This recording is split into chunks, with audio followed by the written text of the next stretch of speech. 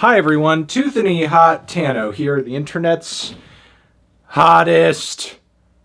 And it's time for a review of this new Lil Uzi Vert EP, Maverick, Almost Forever, the EP. Lil Uzi Vert, Philadelphia rap phenomenon, someone who you could call a game changer and a pioneer in many respects, or at least was one of the most major leaders in a lot of the trending sounds and aesthetics of hip-hop that dominated the mid-2010s, really when SoundCloud rap, or what a lot of people derisively call mumble rap, was at its cultural peak. And as much as a lot of those sounds have kind of like washed out with the tide, Lil Uzi Vert, to their credit, has very much outlasted the hype of many of their SoundCloud contemporaries and went on to evolve into at least a few other sounds and styles that also led to successful projects and singles. But with that being said though, I've increasingly been feeling like Lil Uzi Vert's creative legacy is kind of in question these days, because the more I sit with a lot of these older projects, many of which honestly I didn't really care for, and also the less I see people talking about them as the years draw on, even having personal come-to-Jesus moments about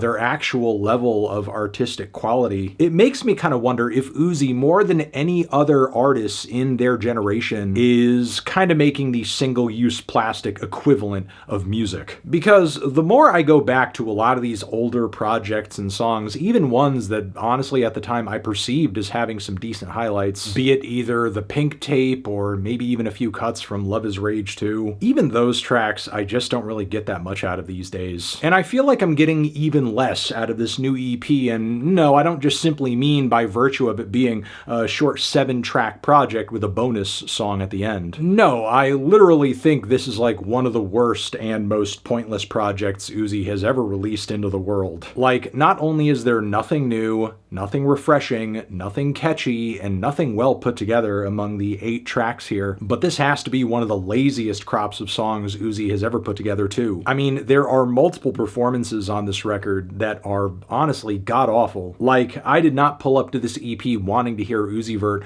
rap as if the beat was just merely a suggestion. Because even if the flow on a given hook might be somewhat on point, as soon as the verses roll around, Uzi starts rapping as if they're in a race with the instrumental, making multiple tracks on this thing pretty much unlistenable from the jump, be it either the Maverick intro or Gas Break. On the song Go, it's actually the mind-numbingly repetitive one-shots of go, go, go that make this one grating to listen to. But it's not like this EP is just sonically annoying. The lyrical content is pretty terrible too. Take, for example, the track Poured, which is pretty much just Uzi stating their favorite type of cough syrup. Like, we're literally writing cough syrup guzzling anthems with emo trap vocal leads at the age of 31. You didn't want to grow out of this at any point? Didn't want to switch it up or just kind of try something else? And also, moving on to the song 223, how are you going to be non-binary and have an unironic no homo bar on your song? The song Say It Was does have some relatable and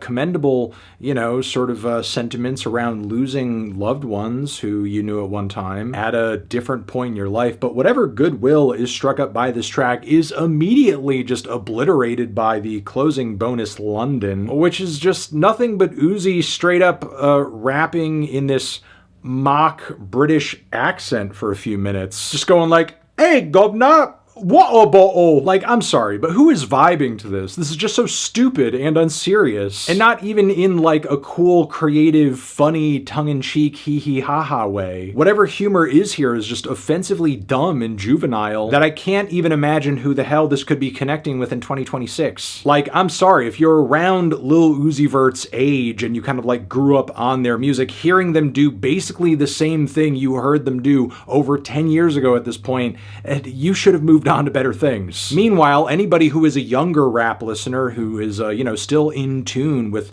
the genre is most likely listening to the next generation of artists that, yes, Uzi Vert inspired, but like definitely have a bigger cultural chokehold on, their listening diets than Uzi does currently. There's maybe a few moments of one track that to me sounded pretty passable, but literally everything else here is straight garbage. Like, honestly, some of the worst music I've heard in 2026, some of the worst music of Uzi's career, and I feel like there's not really any getting around that. And yeah, while I'm sure some listeners will sort of like rationalize, well, hey, it's a random EP, dropped out of nowhere, maybe it's not that serious, maybe, you know, it's not really meant to be that great. I mean, sure, you could say that, but like, really compare this up against many of Uzi's other big projects, which also have like not really withstood the test of time at all, and ask yourself, was Uzi ever really operating at that high of a level? Or were they always just like making basic ass chewing gum music, and the only difference now is that it's losing its flavor faster? I'm feeling a light to decent 1 on this record. This is terrible.